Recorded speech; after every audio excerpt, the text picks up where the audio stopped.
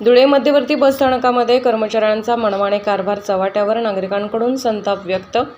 धुळे मध्यवर्ती बसस्थानकामध्ये कर्मचाऱ्यांचा मनमानी कारभार सुरू असल्याची घटना समोर आली आहे.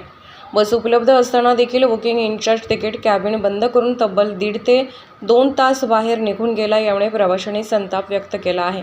नाशिक बायपास बससाठी बुकिंग करणे आवश्यक असल्यामुळे प्रवासी तिकीट बुकिंग कॅबिन बाहेर भर उन्हात रांगेत उभे होते. आता तिकीट मिळेल आणि बसमध्ये निवांत प्रवास करता येईल या विचारात प्रवासी रांगेत उभे होते. तितक्यात बुकिंग इन्चार्ज बुकिंग कॅबिनला कुलूप लावून तेथून निघून गेला.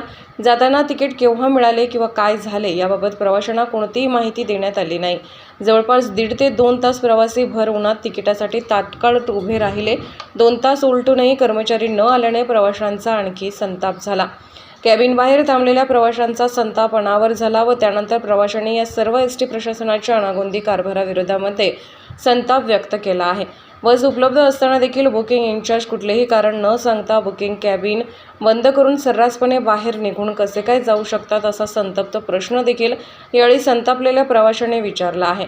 त्याचबरोबर एसटी प्रशासनाच्या अधिकाऱ्यांनी या प्रकाराकडे गांभीर्याने लक्ष देऊन हा सर्व प्रकार वेळीच थांबवावा तसेच संबंधितांवर कारवाई करावी अशी मागणी देखील संतप्त प्रवाशांनी केली आहे. आणि शासनाचे गाडी असेल की प्रवासी आजपर्यंत बायपास लोकांनी इतके दूर इथून येत आहेत. अजून अर्धा तासापासून आम्ही उभे आहेत पण आजपर्यंत कोणी इथं आलेलं नाही.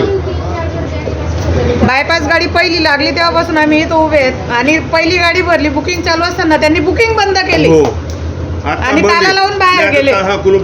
लगेच रेग्युलर तिकीट सुरू ठेवलं असतं ना तुम्ही.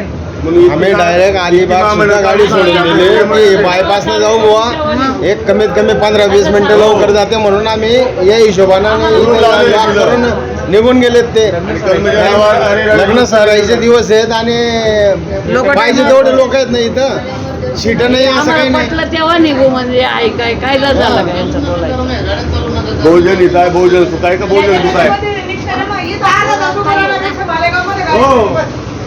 करता लोक फक्त. लोकनायक न्यूज